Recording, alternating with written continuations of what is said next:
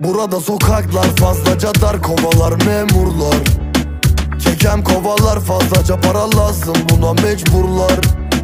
Birçoğumuzda yas var, gözümüzde yaş düştü saçıma aklar. Ben de istemezdim, buna mecburlar ama bebek anla.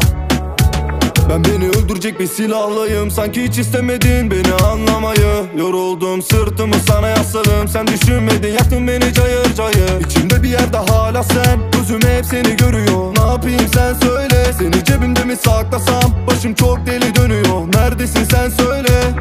Bize koştur dedim mahalle, koşturdum daha ne, paket oldu hayaller.